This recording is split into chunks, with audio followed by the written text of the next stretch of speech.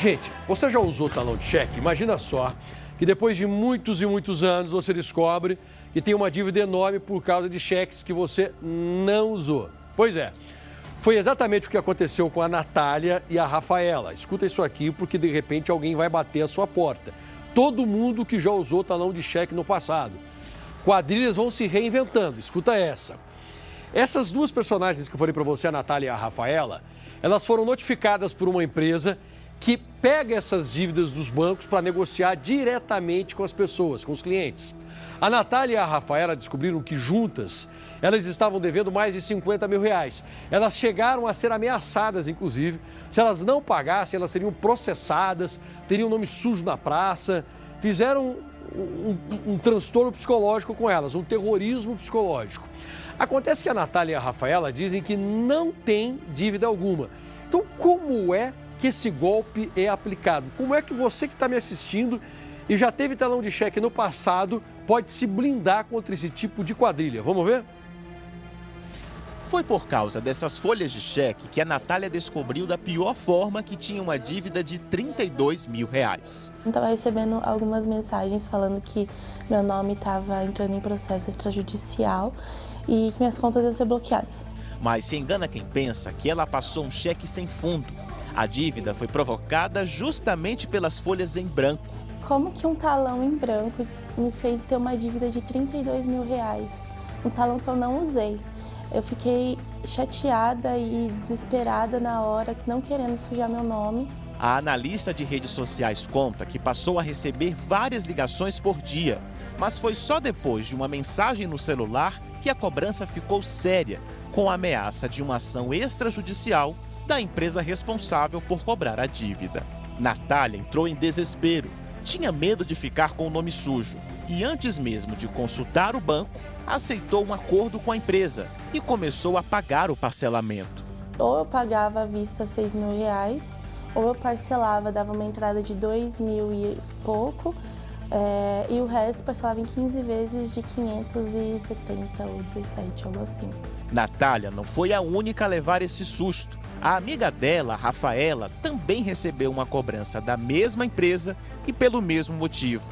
Folhas de cheque que não foram utilizadas, mas que geraram uma dívida de 21 mil reais. Além disso, ela tinha um prazo de poucas horas para pagar o débito.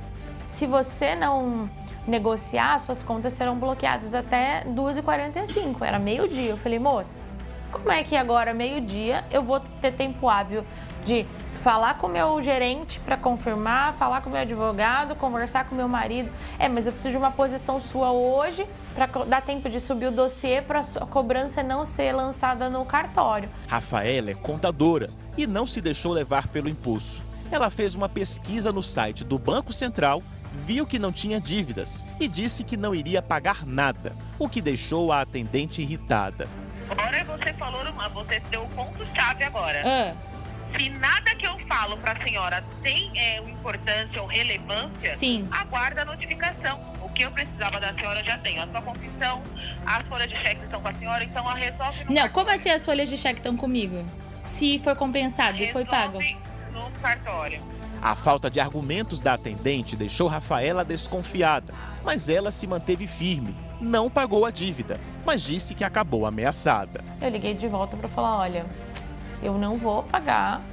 E aí ela foi esse intimato. Então, o problema é seu. Resolve com o cartório e paga 21 mil. Falei, tudo bem, meu problema não é pagar 21 mil. Pagar uma dívida que eu realmente devo. As supostas dívidas destas duas amigas já estão prescritas, ou seja, têm mais de 5 anos e não poderiam constar em serviços de proteção de crédito. Mas isso não quer dizer que o débito deixou de existir. A Federação dos Bancos, a Febraban, diz que uma dívida prescrita pode ser vendida e repassada para empresas de cobrança que podem entrar em contato com o devedor para negociar. Esse tipo de cobrança é legal. O que não pode acontecer é nenhum tipo de ameaça. Caso isso aconteça, a pessoa que se sentiu constrangida pode acionar a justiça. Isso porque o Código de Defesa do Consumidor considera crime qualquer cobrança ilegal por meio de coação, constrangimento ou com alegações falsas. Isso pode gerar uma indenização por dano moral em favor do cliente que estava com a suposta dívida. A empresa que entrou em contato com Rafaela e com a Natália informou que as dívidas das duas foram localizadas por meio do CPF.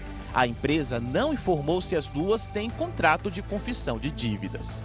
Esta advogada orienta que antes de fazer qualquer pagamento, o ideal é procurar o PROCON ou um especialista que pode verificar se a cobrança realmente existe. O que não pode acontecer é essa cobrança ilegal, que é sob coação, ameaça, dizendo que essa dívida vai ser executada naquele dia se você não pagar, sendo que não pode, essa dívida não vai ser executada porque ela é prescrita. As amigas Rafaela e Natália disseram que vão processar a empresa de cobrança por conta das supostas dívidas. Não tenho essa dívida não existe. Eu não vou pagar uma coisa que eu não devo. Vamos lá, eu acho que a reportagem foi maravilhosa, perfeita, e é o que a advogada falou. Se alguém te coloca contra a parede e te ameaça, então eu vou colocar na justiça, ou então seu CPF vai ser cancelado, manda catar coquinho no meio do asfalto, porque a pessoa que faz isso é golpista. Uma empresa séria sabe que não pode e não vai fazer.